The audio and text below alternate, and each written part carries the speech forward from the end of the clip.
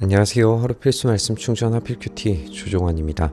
오늘 함께 나눌 하나님 말씀은 열왕기하 4장 1절에서 17절까지 말씀입니다. 예언자 수련생들의 아내 가운데에서 남편을 잃은 어느 한 여인이 엘리사에게 부르짖어 호소합니다. 예언자님 종인 저의 남편이 죽었습니다.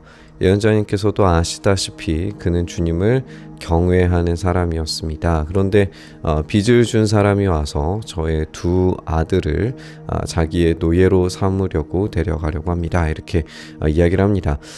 여기에서 이 두 아들을 끌고 가는 이런 상황과 죽었다라고 하는 것이 이제 이 생명과 관련되어져 있는 것을 우리가 살펴보게 되는데요. 오늘 이제 두 가지의 이야기를 함께 살펴볼 겁니다. 사장 전체는 이제 이 생명에 대한 이야기로 연결이 되어져 있는데, 우리가 구약 성경을 보면서 이 자손에 대한 복이 얼마나 중요한지를 함께 생각을 해봐야 해요. 이전의 본문들이 지금 하나님께서 땅을 차지하게 하시는 장면들이었다면, 오늘 이 사장의 이야기는 이 자손에 대한 생명에 대한 이야기로 이어지게 됩니다. 그래서 하나님께서 생명을 주시고 생명을 공급하시는 분이시고 이 자손을 책임져 주시는 분이시다라고 하는 것을 우리가 읽게 될 겁니다. 이렇게 하나님을 경외하는 자에게 이 생명이 떠나고 그리고 두 아들마저도 빼앗기게 되는 그런 상황인데, 하나님께서 이 생명을 보존하실 것인가? 이런 질문에서 하나님께서 당연히 그렇게 하시리라 라고 하는 걸 우리가 읽게 되는 거죠. 근데 이제 그 방법에 대해서 우리가 읽게 되는데요. 그 방법이 기름과 관련되어져 있는 걸 우리가 보게 됩니다. 이 장면이 이제 열왕기 상 17장에서도 이 엘리야를 통해서 그 이야기가 한번 나온 적이 있었는데, 그 엘리야의 이야기와 분명히 이제 비슷한 점도 있고 다른 점들도 우리가 발견을 하게 됩니다. 근본적으로는 하나님께서 책임져 주신다라고 하는 그런 이야기이지만, 오늘 우리가 읽을 때에 이 생명에 대한 보존과 하나님께서 그 자손을 책임져 주신다라고 하는 데에 우리가 방점을 찍고 이 본문을 읽어가려고 합니다. 엘리사가 그 여인에게 말합니다. 내가 어떻게 하면 도움이 되겠는지를 알려주시오. 집안에 무엇이 남아있소? 그 여인이 대답을 합니다. 그 집안에는 기름 한 병 말고는 아무것도 없다라고 이야기를 합니다. 우리가 열왕기상 17장에서 나오는 이야기는 밀가루와 기름이 떨어지지 않아서 이것으로 이제 떡을 만들어 먹고 우리가 죽으려 한다라고 그렇게 이야기하는데, 그것을 계속 이제 먹어도 달아지지 않는 그런 기적을 우리가 봤죠. 근데 오늘 이 장면에서는 기름이 남아 있어요. 기름이 떨어지지 않게 되는데, 그 방법이 뭐냐면, 떨어지지 않는 방법이 이웃 사람들에게 빈 그릇을 빌려오라라고 이야기하면서 되도록 많이 빌려와서 두 아들만 데리고 집으로 들어가 문을 닫고 그 그릇마다 모두 기름을 부어서 채워지는 대로 옆으로 옮겨 놓으시오. 그 여인은 엘리사 곁을 떠나서 두 아들과 함께 집으로 들어가서 문을 닫고 아들들이 가져온 그릇에 모두 기름을 붓기 시작을 합니다.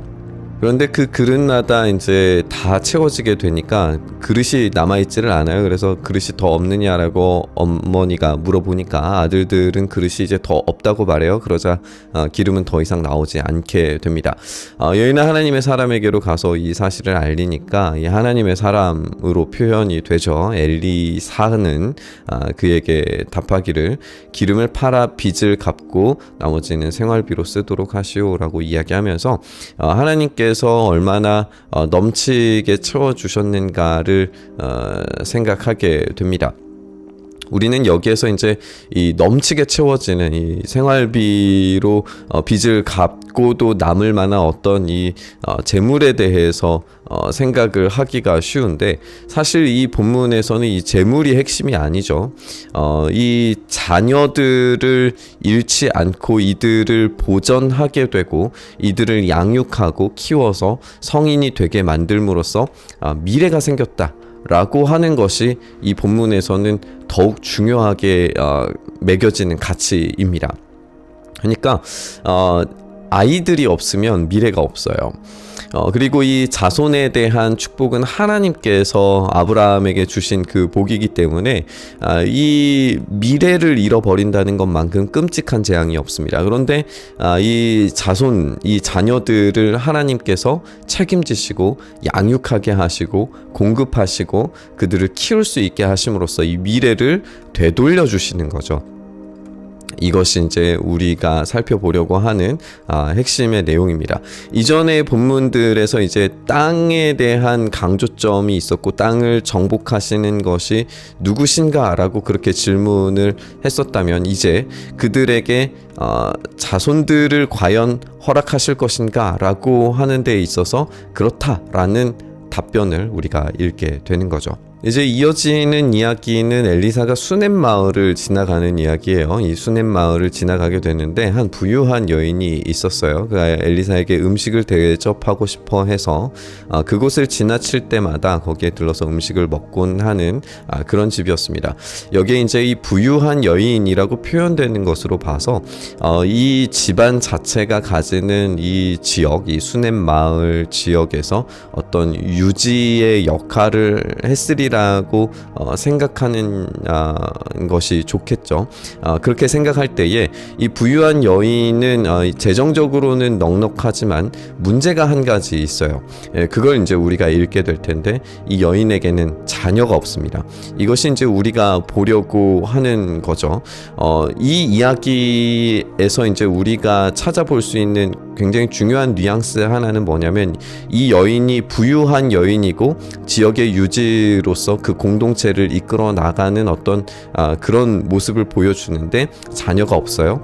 그리고 나이가 많은 남편을 가지고 있어요. 그리고 이 남편이 아이를 낳을 거라고 전혀 기대되지 않아요. 이 모든 이야기가 아브라함을 떠올리게 만듭니다. 그래서 우리가 앞서 이제 지적한 것처럼 아브라함에게 이 땅에 대한 약속을 하셨고 자녀에 대한 약속을 하셨는데 이 두 가지에 대해서 이제 하나님께서 책임져 주시고 성취하신다라고 하는 것을 우리가 읽게 되는 거죠. 계속 좀 읽어보면 그 여인이 자기 남편에게 말해요. 우리 앞을 늘 지나다니는 그가 거룩한 하나님의 사람인 것을 내가 압니다.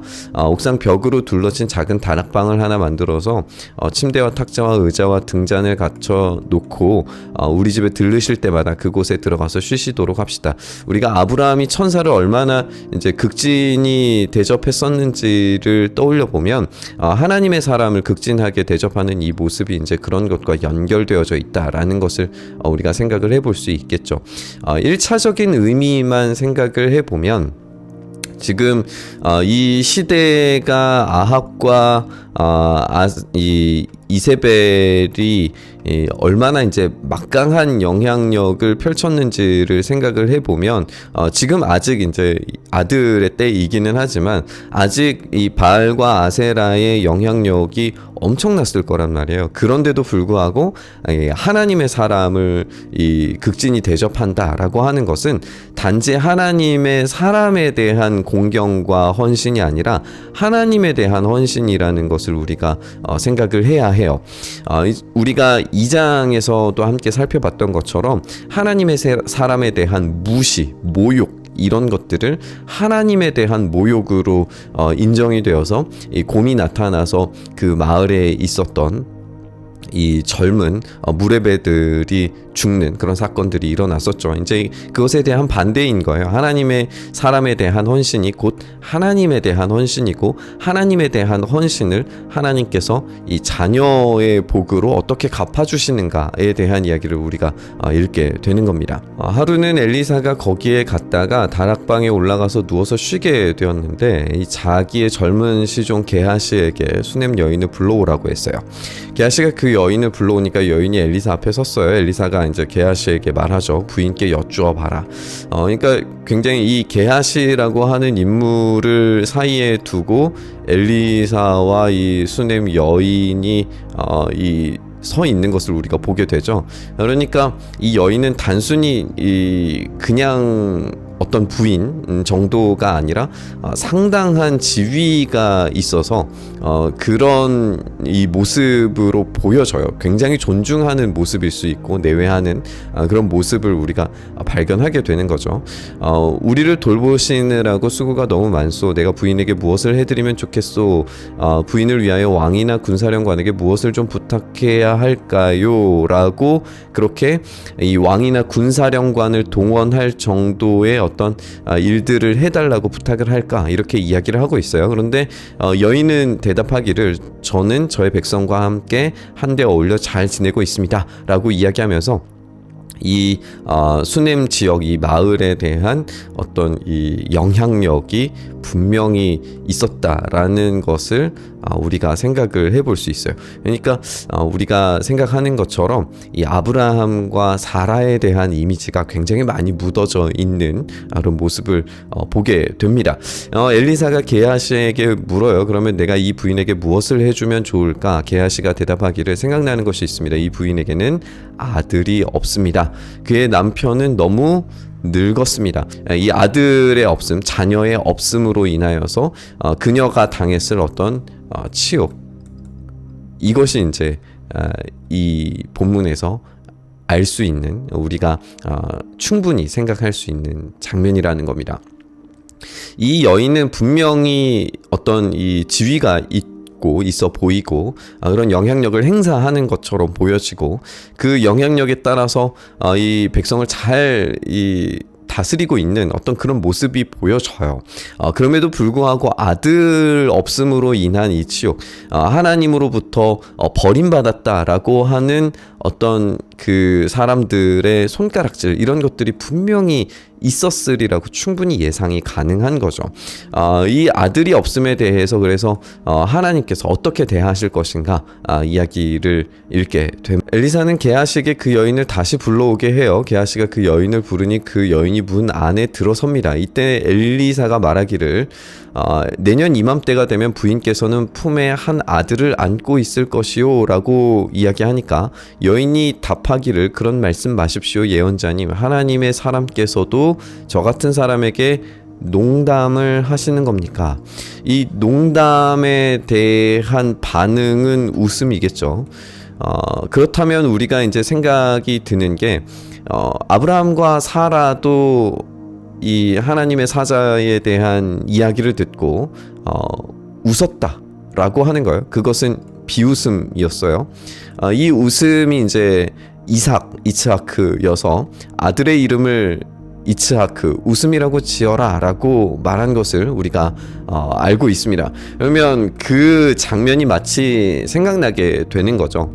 이들이 아무리 마을을 잘 관리하고 드러나지는 않지만 그 마을의 어떤 유지 여거나 아니면 그 마을에서의 어떤 마을을 다스리는 어떤 그런 사람이었는지 확실하고 명확하게 나오지는 않지만 어쨌든 이 가정이 가지고 있었을 어떤 영향력도 풍성이 아마 있었으리라고 예상이 되는데 이들이 자녀 없음으로 인하여서 미래가 보이지 않는 그런 상황이란 말이에요. 그런데 하나님께서 아들을 안고 있게 되리라 라고 하시는 거니까 미래가 보장되는 거죠. 미래가 보장되는데 그 미래가 보장되는 것이 지금 생물학적인 환경에서는 불가능한 거예요. 나이가 많은 남편이 아들을 낳을 수 없는 겁니다. 그것을 이 여인이 알고 있었고 이런 반응, 웃음, 농담 이런 것으로 등장하게 되는 거죠. 그런데 진짜로 그 여인은 임신하게 됐고 엘리사가 말한 대로 다음해 같은 때에 아들을 낳게 되는 일이 벌어집니다. 이렇게 하나님께서 하나님을 경외하는 사람들에게 미래를 주시고 자녀를 주시고 책임져 주시고 그것에 대한 하나님의 이 확실한 보증이 지금 일어나고 있다라고 하는 것을 우리가 읽게 됩니다. 우리가 함께 살펴본 것처럼 하나님께서 이 생명을 허락하심은 어떤 한 가정에 대한 이야기라기보다는 더 넓게 이스라엘 전체에 대한 하나님의 계획과 섭리를 생각하게 만듭니다.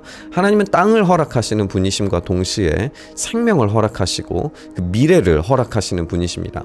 하나님은 언제든지 얼마든지 어떤 생물학적인 한계와 사회와 환경적인 한계를 뛰어넘어서 생명을 부여하시는 분이시고 책임져 주시는 분이십니다. 생명을 주시는 하나님께 미래가 있다라는 것을 오늘 본문을 통해서 우리가 배우고 확인하게 됩니다. 오늘 우리의 삶에 생명을 주시는 하나님을 기대하고 또 기억했으면 좋겠습니다. 하나님만이 우리의 위로와 소망이시고 우리에게 생명을 공급하시고 기쁨과 소망을 주시는 분이신 줄 믿습니다. 우리의 환경과 상황, 사회적, 문화적, 생물학적인 한계들은 하나님 앞에서 아무것도 아닙니다. 하나님은 물질을 창조하시고 넘치게 하실 뿐만 아니라 생명을 공급하시는 분이십니다. 그러니까 우리의 한계를 깨뜨리고 하나님 앞에 나아가는 것만이 하나님의 한계 없으신 능력을 경험하는 방법인 줄 믿습니다. 오늘 하나님을 그렇게 선택하고 하나님만을 전적으로 신뢰하고 의지하기를 간절히 바라면서 우리 묵상의 자리로 나아가시죠. 주님, 그렇게 우리가 주님을 선택할 때에 우리의 모든 한계를 넘어서 우리에게 생명을 공급하시고 우리를 책임져 주시고 우리와 함께 하시며 미래를 보장하시는 그 놀라우신 은혜의 능력을 우리가 의지하고 신뢰합니다. 주님, 그렇게 우리 가운데 일하셔서 오늘 우리가 실패하고 넘어지는 그 자리에서 다시 공급해 주시는 그 생명으로 인하여 일어설 수 있도록 주여 역사하여 주시옵소서. 그 모든 일들 가운데 하나님께서 함께 하시기를 간절히 바라고 소망하며 우리 주님 예수님 이름으로 기도드리옵나이다. 아멘.